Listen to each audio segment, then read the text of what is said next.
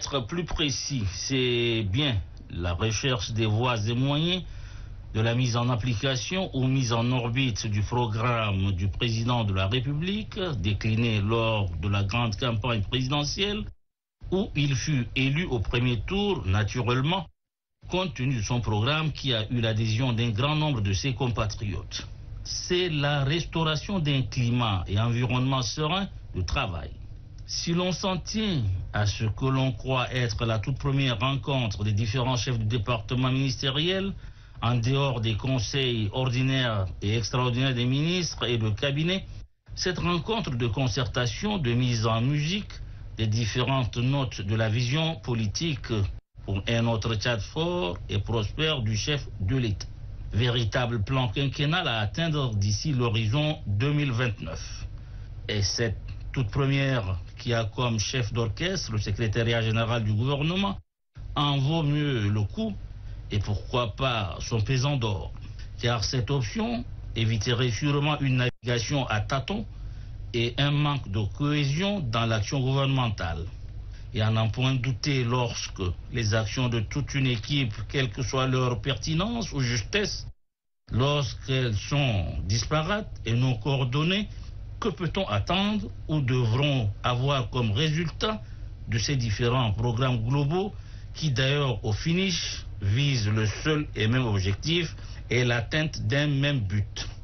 L'on ne doit pas s'attendre à un résultat probant. Alors il faut une synergie d'action étudiée, concertée, analysée pour ne pas ajouter, passer à la loupe afin d'éviter tout échec. Sinon, minimiser le dysfonctionnement qui pouvait inévitablement perturber ou retarder l'atteinte des objectifs globaux assignés et fixés aux différents départements.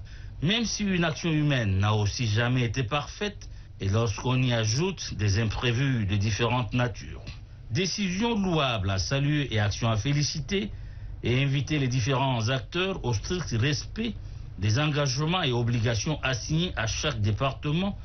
Les uns et les autres se doivent, en plus du grand travail qu'ils sont appelés à abattre et le résultat attendu et poursuivi, chacun doit donner de son mieux, se donner à fond pour la réussite du programme au grand bonheur des Tchadiens.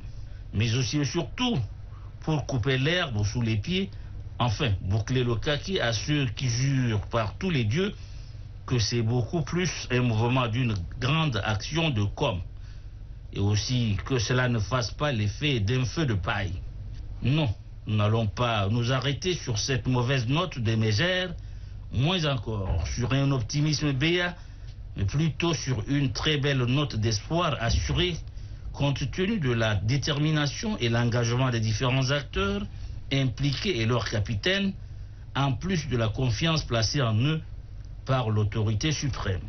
Comprenez, le numéro 1 tchadien, l'auteur et concepteur de ce beau et ambitieux programme pour le salut d'un Tchad de renouveau.